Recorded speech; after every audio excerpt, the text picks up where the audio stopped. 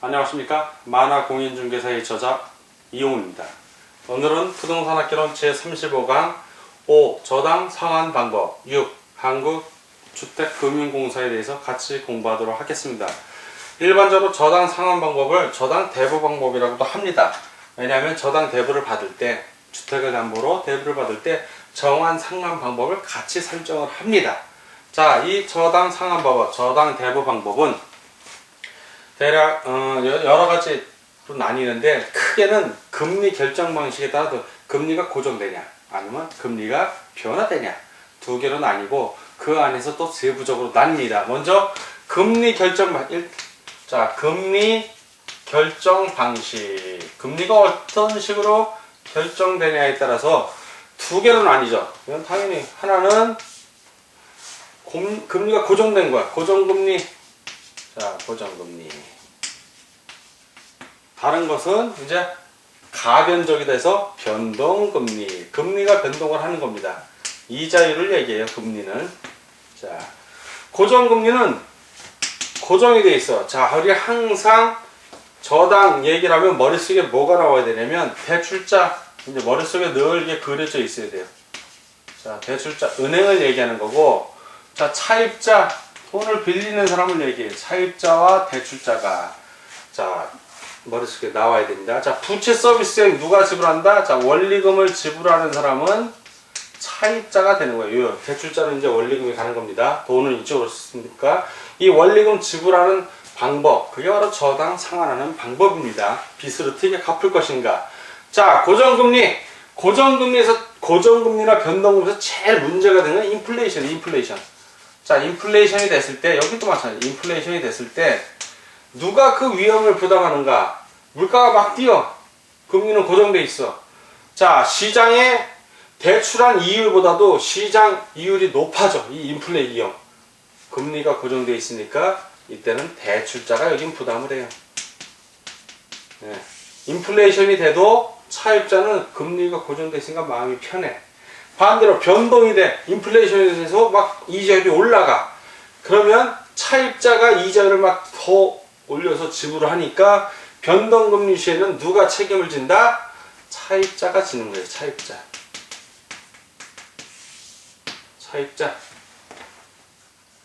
자, 그러니까 대출자가 이건 지고 차입자가 져요. 무슨 뜻이냐면, 고정금리 같은 경우는 금리가 고정돼 있잖아. 근데 시장에 금리가 올라갈 때는 차입자가 가만히 있죠. 왜? 대출자에게서 받은 금리가 고정이 돼 있으니까. 근데 시장에 이자율이 막 떨어졌어. 인플레이션이 안 되고 저플레이션이 돼. 낮아져. 그럼 차입자는 가만히 있을까요? 갈아탈까요? 이자율 낮은 딴 데로 도망갔다는 얘기예요. 그게 바로 콜옵션이라고 그러죠. 콜옵션. 예. 콜옵션이라고 그래. 갈아타는 거야. 나 이제 여기서 은행 대출 그만 받겠다고. 부채 서비스 그만 내겠다. 돈을 갚아버려. 왜? 다른 은행에서 돈을 빌려다가. 왜? 이자율은 낮으니까. 고정금리에서는 그런 문제가 발생하는 거고, 변동금리에서는 그런 문제가 발생을 안 하죠. 왜? 딴 데도 낮으면 여기도 낮아지면 돼. 이 대출자도. 딴 데가 오르면 여기 대출자도 올리면 되는 거야. 자, 이 변동금리는 또 종류가 한 세 가지로 나뉩니다. 자, 금리 결정 방법에 의해서 고정금리야 뭐 고정된 거니까 더 이상 나눌 게 없지만, 변동금리는 구체적으로 세 가지로 나눠요. 첫 번째는 가변 이자율. 예, 가변 이자율. 이자율에 변하는 게 가능해. 변동이니까. 가변 이자율 저당 대부가 있고, 두 번째는 조정 이자율. 조정 이자율 저당 대부가 있습니다. 마지막으로 재협상. 협상을 다시 한다는 얘기죠. 재협상 이자율 저당 대부. 세 가지가 있는데, 가변 이자율 저당 대부는 대출자하고 차입자가 처음에 이자율을 약정을 할 때, 내가 앞으로 돈을 갚을 때 이자를 얼마 내겠습니다고 약속을 하죠. 약정을 할 때 인플레이션 감흥지수 변동. 그러니까 감흥지수가 딱 하나야. 한 가지 감흥지수에 의해 이자율을 변동하는 걸 내가 용납을 하겠어. 주로 인플레이션 감흥지수 한 가지 뭐냐면 CD 금리라고 많이 들어봤을 거예요. CD 금리.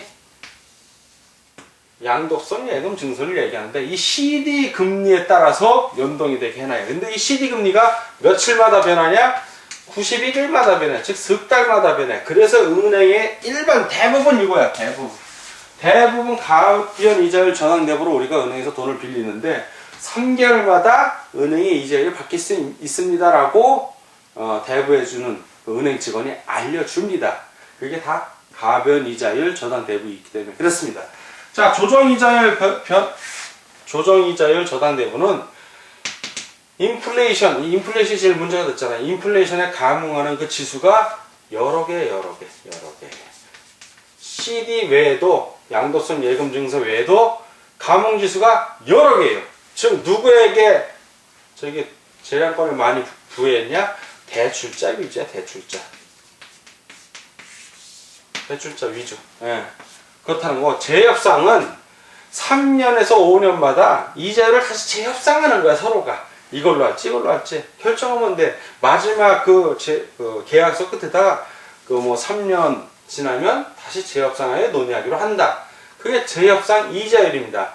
이거는 이자율을 미리 정하지 않고 장기적으로 정기적으로 차입자하고 대출자가 요번엔 요렇게, 다음 거는 3년 후는 또 만나서 재협상. 그러니까 재협상은 감면이 될지 조정이 될지 모르는 거지. 엄밀히 하면은 가변 이자율하고 조정 이자율 두 가지가 있는 거고, 요거는 협상과 관련된 겁니다. 일반적으로 한번 정하면 그대로 가요. 대부분은 가변 이자율로 한다는 거. 그거는 인플레이션 감응하는 지수가 한 가지고 주로 CD 금리를 기준으로 하기 때문에 91일마다 변동하더라. 반드시 가변 이자율, 요거는 한 번 더 읽어주시길 바랍니다.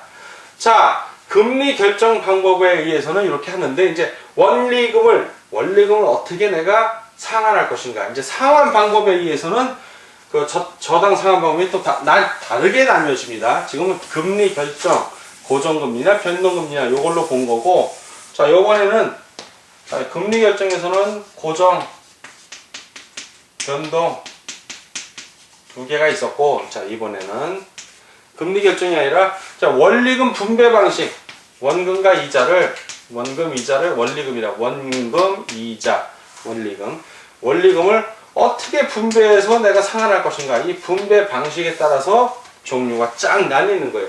일반적으로 가장 많이 하는 방법, 원리금 균등이야. 내가 은행에서 5천만 원을 빌렸어.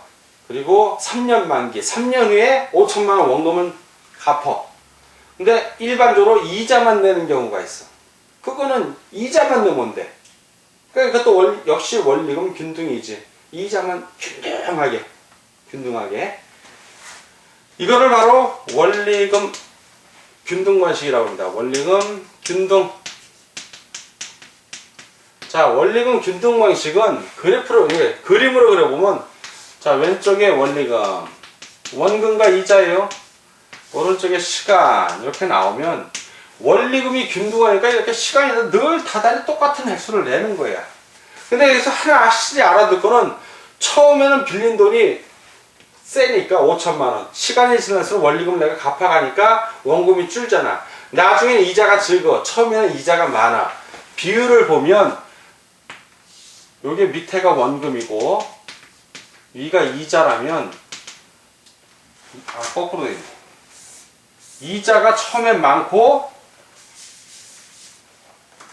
원금이 나중에 많아져. 이자가 줄죠. 자꾸 갚아 나갔으니까. 자, 원금이 처음엔 적다가 많이 갚게 되고, 처음에는 이자가 많고 원금이 줄은 거야. 나중에 이자가 줄고. 이게 원리금 균등이야. 눈으로 보이는 거, 내가 실제 내는 원리금은 일정하다는 거예요. 그게 원리금 균등이고, 두 번째, 원금 균등이 있어. 원금. 이자는 없어. 이자에 대한 얘기를 하는 거야. 원금이 균등한 거야. 이자는 변한다는 얘기야. 여기서 힌트야. 그러면 요거는 그래프를 그리면 어떻게 되냐면, 역시 이쪽은 원금, 시간, 원금이 균등해. 자, 원금. 자, 요때는 특징이, 이자는 처음에 이자 많이 낸다, 조금 낸다. 처음에 많이 낸다고 그랬잖아, 이자를. 자, 요새 눈에 보이지 않게 보이지 않게 표현을 하자면 이자는 예를 들어서 이자를 이런 식으로 낸다고 쳐. 그럼 두 개를 합하면 되잖아. 두 개를 합하면 원리금은 이렇게 내려가는 거야. 예. 원금 균등 방식에서 원리금 균등은 이렇게 원금과 이자를 합쳐서 일정하게 내지만 원금이 균등할 뿐이지 원리금을 같이 합하면 원리금에서는 갈수록 돈이 줄어. 갚아야 될 돈이. 요게 핵심이야. 말은 균등이야. 말은 원금 균등이지만 원리금으로 취하를 하게 되면 경사가 내려가. 점점 준다는 거. 요거 절대 잊지 마세요. 원금 균등 방식에서는 원리금이 여기 원금이라고 표현 안 해. 자, 시험 문제 낼 때는 원금 균등 방식을 설명한 그림이다. 제대로 된 그림은 여기다 원리금이라고 써. 원리금. 세로축을 원리금이라고 해놔. 그러면 원금이 일정한 거지 이자까지 합하면 이자는 점점 줄으니까 이렇게 내려가야 돼. 자, 세 번째 방식은 바로 만기 일시상환이야. 만기에 한꺼번에 상환, 일시상환. 이 경우에는 이자만 내. 그냥 이자를 또 쭉 똑같이 내지. 이자 변동금리, 보통 변동금리면 가변 이자율 변동금리 3개월에 한 번씩 이자만 변해. 이자만 쭉 내면 되는 거야. 그러니까 이자는 늘 쭉 일정하게 내줘. 그 다음 만기에 한꺼번에 싹 갚아버려. 네. 그러니까 보통 이 그래프는 어떻게 되냐면 원리금, 근데 원리금이라고 하면 이거 이자라고 해야지. 이자 이러다가 3개월 있다가 올라갈 수도 있어. 또 내려갈 수도 있고. 뭐 이런 식으로 쭉 진행되다가 만기에 3년이든 5년이든 계약한 만기에 한꺼번에 원금을 다 갚아버리는 거. 한꺼번에. 이런 형태예요. 만기 일시상환. 자, 네 번째는 체증식. 처음에는 이자만 내. 원금은 조금밖에 안 내. 그러다 나이가 들면서 벌이가 좋아질수록 점점 원금을 많이 갚아나가. 이건 그래프가 어떻게 되냐? 체증식은 원리금이라고 표현되고, 여기 원리금 왼쪽에 시간. 그러면 처음엔 조금 내다가 나중에 점점 많이 내는 거야. 원금과 이자 합쳐서. 이런 식으로 설계를 할 수도 있고, 마지막으로는 부분 원리금 상환이에요. 만기가 됐을 때도 부분 원리금만 상환하고 계속 원금과 이자를 내면 돼. 부분 원리금 상환. 자, 이 5가지 방법이 대표적인 거고, 이거에 의해서 저당 대부 받을 때 계약을 하는데, 대부분 은행에서는 요즘 많이 쓰는 거는 부동산 담보대출 같은 경우는 만기 일시상환을 많이 써요. 만기 일시상환. 그리고 주택공사, 한국토지주택공사에서 만든 아파트 같은 거 분양 들어갈 때는 주로 원리금 균등상환을 많이 쓰고, 이 두 가지를 제일 많이 씁니다. 일반적으로 공인중개사가 중개를 할 때는 대부분 만기 일시상환이에요. 이자만 쭉 갚다가 만기에서 가서 갚는. 물론 본인이 원리금 균등하게 내고 싶다. 다달이 얼마씩 원금도 갚고 싶다면 그런 식으로도 상품을 설계해서 팔기도 합니다. 은행에서. 그거는 이제 은행하고 차입자의 입장에 따라서 조정을 하죠. 자, 이렇게 저당 상환 방법이 있는 거 좀 정리를 하고, 자, 이번에는 한국주택금융공사에 대해서 같이 알아보도록 하겠습니다. 한국주택금융공사는 정부 및 한국은행이 출자하는 자본금 5조 원의 법인으로 합니다. 자, 자본금은 5조 원으로 하고 법인으로 합니다. 법인. 설립 목적은 주택 저당 채권 등의 유동화와 주택금융 신용 보증 업무 및 주택 담보 노후 연금 보증 업무를 수행함으로써 주택금융 등의 장기적 안정적 공급을 촉진하여 국민경제의 발전에 이바지함을 목적으로 한다 라고 되어 있습니다. 유동화 중개기관으로서의 한국주택금융공사는 금융기관에서 양수한 주택 저당 채권을 담보로 주택 저당 증권 MBS를 발행해서 투자자에게 판매를 합니다. 그렇게 해서 주택 대출 재원을 확충하는 역할을 하는데, 한국주택금융공사의 모기지론의 저당의 유동화 과정을 한번 살펴보겠습니다. 자, 먼저 주택을 구입하려는 자가 있습니다. 주택을 구입하려는 자. 주택 구입자가 있고요. 그리고 그 사이에 은행 등 금융기관이 있습니다. 은행 등 금융기관. 자, 이 금융기관이 가운데 있고요.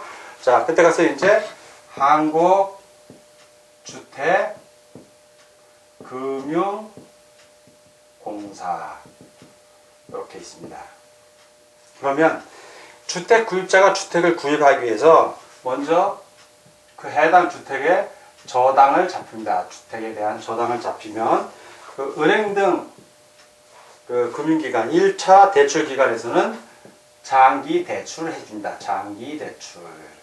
자, 그리고 그 은행 등이 그렇게 잡은 그 주택 저당을 채권으로서 판매를 합니다. 이 주택 저당 채권을 판매를 합니다. 판매. 어디다 판매한다? 한국주택금융공사에다 판매를 하고요. 그럼 한국주택금융공사는 대금을 지불합니다. 대금을.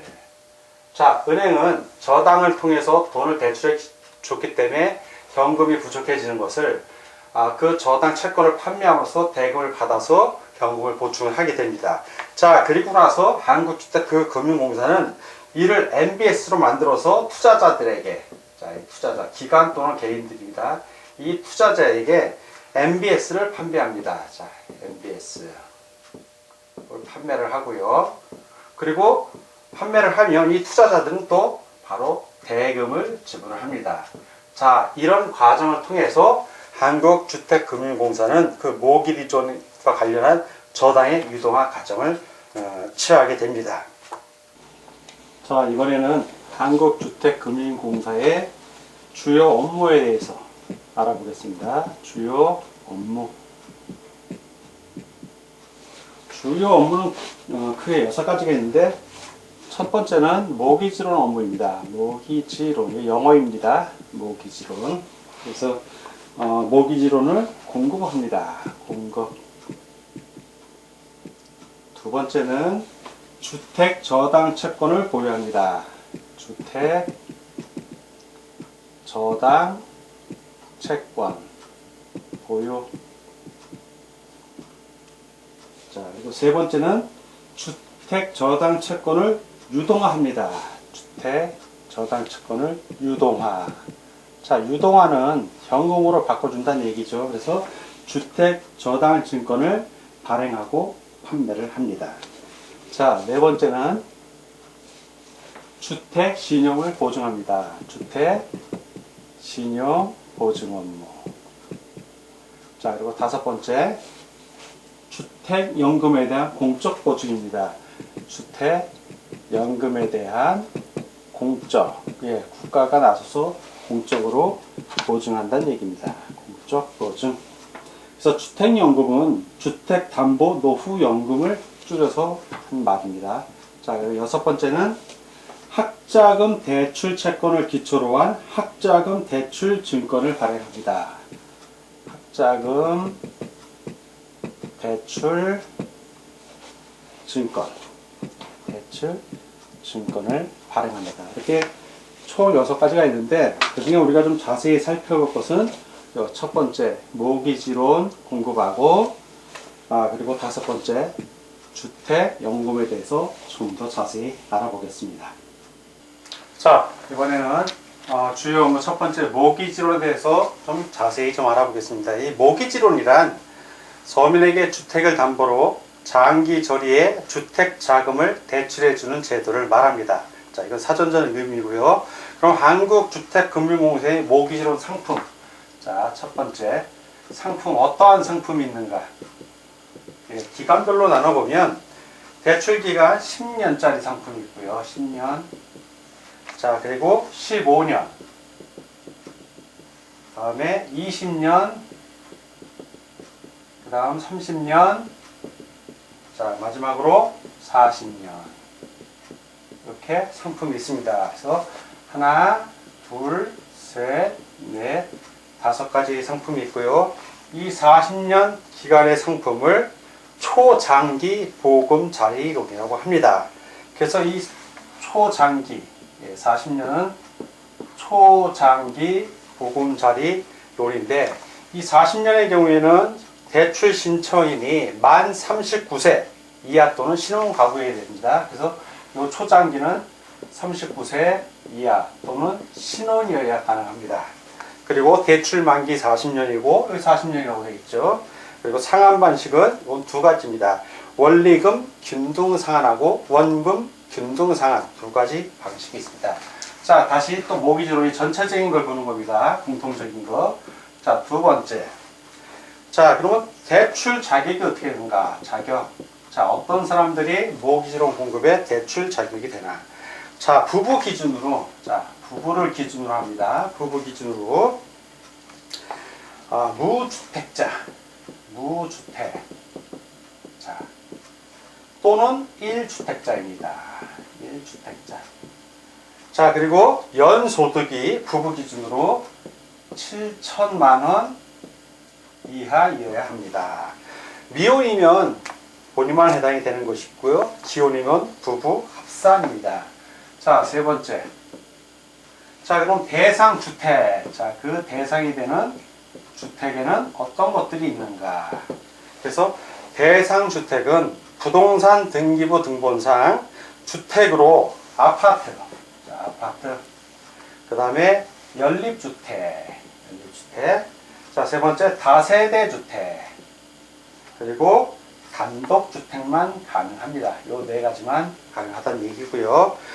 주거용 오피스텔, 근린생활시설, 그리고 숙박시설 등은 제외됩니다. 대출 승인인 현재 기준 주택가격이 6억 원 이하여야 합니다. 자, 6억 원 이하인 것도 아울러 알아주시고요. 구입 용도인 경우에 시세, 그리고 감정평가액, 매매가액, 자, 매매가액에는 낙찰가, 분양계약서상 실매매액 등 고객이 실제로 지급한 금액을 말합니다. 이렇게 시세, 감정평가액, 매매가액 중 어느 하나라도 6억 원 초과 주택은 제외하는 것도 아울러 알아두시기 바랍니다. 자, 이번에는 모기지론 공급, 자, 네 번째. 대출 한도에 대해서 알아보겠습니다. 뭐 무한정 대출해 주는 건 아니고요. 한도가 있습니다. 자, 이 대출 한도는 집값의 70%입니다. 70% 집값의 70%. 이게 LTV라고 합니다. LTV. 우리 교재에 설명이 되어 있는데 LTV, Loan to Value. 그래서 LTV란 주택담보대출 비율로서 주택을 담보로 돈을 빌릴 때 인정되는 자산가치의 비율을 말합니다. 즉 담보주택의 실제 가치 대비 대출 금액의 비율을 말합니다. 자, 예를 들어서 주택의 가치가 3억 원이면, 자, 이 3억 원에 70%만 해준다는 얘기죠. 그러면 3, 7이 22, 2억 1천만 원까지 해준다는 얘기입니다. 이런 식으로. 자, 그런데 무조건 10억이면, 자, 10억이면, 10억은 해당 안 되죠. 6억 초과는 안 되니까. 그러면 5억이면 얼마가 되냐? 5, 7이 35, 3억 5천이 되겠죠. 그렇다고 무한정 올라가는 것은 아니고요. 그 최대 한도는 물론 LTV 70% 이내에서 해주되 이게 최대 한도로 올 때 얼마까지 가능하냐? 그 금액은 3억 6천만 원까지만 가능합니다. 자, 70%가 4억이라면 3억 6천까지만 가능한 거예요. 그래서 다만 미성년 자녀가 3명인 가구의 경우에는 4억 원까지도 가능합니다. 자, 예외적으로 미성년 자녀 3명 이상인 경우 4억 원까지도 가능하는 거. 자, LTV 70%, 한도액 3억 6천만 원, 미성년 자녀 4억 원. 예, 미성년 자녀 3명 이상인 경우요. 자, 다섯 번째. 상환 방법입니다. 상환을 어떤 식으로 할 것인가. 자, 상환, 빚 갚는 방법을 말합니다. 상환 방법. 상환 방법은 원리금, 균등, 분할 상환. 그 다음에 원금, 균등, 분할 상환. 자, 그리고 체증식 분할 상환이 있습니다. 체증, 점점 늘어난다는 얘기죠. 갚는 대출금이 체증식 분할 상환 방법이 있습니다. 그래서 체증식 분할 상환의 경우에는 만 40세 미만으로 제한이 되고 만기 40년 이용은 불가합니다. 그래서 이 세 가지 중에 하나를 선택하게 됩니다. 자, 그리고 마지막으로 여섯 번째, 상품을 어떻게 이용할 것인가. 자, 이 모기지론 상품은 어떻게 이용을 하는가. 그래서 유보금자리론, 자, 보금자리로는 한국주택금융공사, 이거는 홈페이지를 이용해야 됩니다. 홈페이지를 이용해서 신청을 하고, T보금자리로는 있습니다. T보금자리로는 은행에 방문해서, 이건 은행에 직접 방문해야 됩니다. 은행에 직접 방문해서 신청을 해서 주택을 구입하게 됩니다. 자, 이렇게 모기지론 공급에 대해서 같이 알아봤습니다. 자, 이번에는 주요 업무의 그 다섯 번째. 주택연금. 예, 주택연금에 대한 공적 보증에 대해서 같이 알아보겠습니다. 자, 이 주택연금은 주택담보노후연금을 말합니다. 자, 좀 의의를 보면 만 55세 이상. 자, 첫 번째 만 55세 이상. 자, 이거 주택 소유자 또는 배우자 아무나 둘 중에 한 분이 55세 이상이면 됩니다. 만 55세 이상의 대한민국 국민. 자, 주택 소유자 또는 배우자가 대한민국 국민이면 됩니다. 국민이 금융기관으로부터 주택 소유주택을 담보로 맡기고 평생 혹은 일정한 기간 동안 매월 연금 방식으로 노후 생활자금을 지급받는 대출금에 대하여 공적 보증을 제공하는 것을 말합니다. 즉 국가가 연금 지급을 보증하는 것을 말합니다. 그래서 주택연금 보증을 통해 금융기관은 안심하고 주택연금을 취급할 수 있습니다. 자, 그러면 가입 요건. 자, 제일 중요하죠. 어떤 사람들이 가입을 할 수 있나? 가입 요건. 자, 첫째. 부부 중 한 명이, 자, 부부 모두가 아니다. 부부 중 한 명입니다. 한 명이 몇 살 이상? 만 55세 이상이면 됩니다. 부부 중 한 명. 두 번째. 부부 중 한 명이 대한민국 국민이면 됩니다. 대한민국 국민. 자, 세 번째. 부부 기준 그 공시 가격 등이 주택의 공시 가격 등이 몇 억이야? 9억 원. 예, 9억 원 이하의 주택 소유자여야 합니다. 그래서 1주택을 원칙으로 합니다. 자, 예외가 있겠죠. 원칙이 있으면 다주택자라도 합산, 예, 주택을 여러 개 채 있는데 다 합산했는데 그 합산한 가격이 역시 9억 원 이하면 가능합니다. 자, 다섯 번째로 9억 원 초과 2주택자. 자, 9억 원을 초과합니다. 초과 뭐 10억 원, 11억 원 뭐 이런 경우입니다. 그 이상 2주택자. 이런 경우는 어떻게 할 것인가? 자, 9억 원을 초과하는 2주택자. 자, 이런 경우에는 3년 이내에, 자, 3년 이내에 1주택을 팔면 됩니다. 팔면 돼. 예. 팔면 가능합니다. 자, 그리고 이 주택연금의 대상 주택이 있습니다. 대상. 어떤 주택을 대상으로 하는가? 자, 대상 주택은 공시 가격 등이 9억 원 이하입니다. 9억 원 이하의 주택입니다. 지방자치단체에 신고된 노인복지주택 및 주거목적 오피스텔. 자, 이거 역시 가능합니다. 근데 주거목적 오피스텔의 경우에는 상가 등 복합용도 주택은 전체 면적 중 주택이 차지하는 면적이 2분의 1 이상 경우에는 가입이 가능합니다.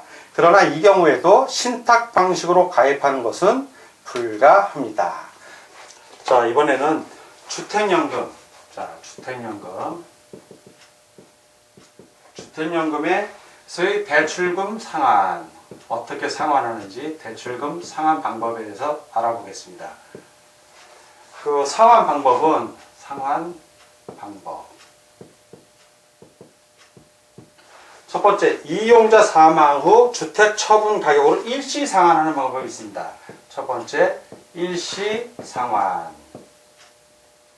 자, 그리고 두 번째, 대출금 상환은 주택연금 계약 종료 시 담보주택 처분 가격 범위 내로, 담보주택 처분 가격, 예, 처분 가격 범위 내로 한정을 합니다. 자, 주택 처분 합니다. 이제 주택 처분.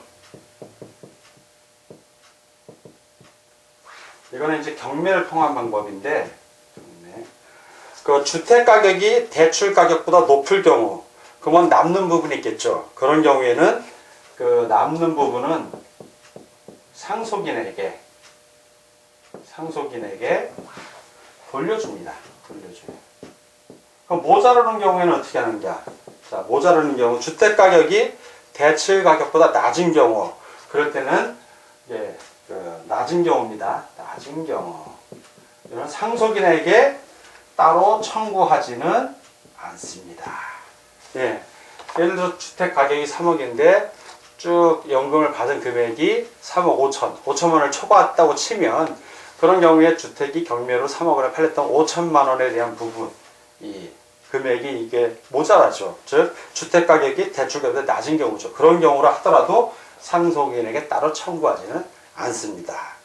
자, 이렇게 해서 오늘은 부동산학개론 제35강 시간이었고요. 5.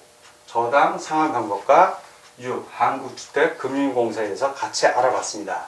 오늘 공부하느라고 수고 많으셨습니다. 다음 시간에 뵙겠습니다. 감사합니다.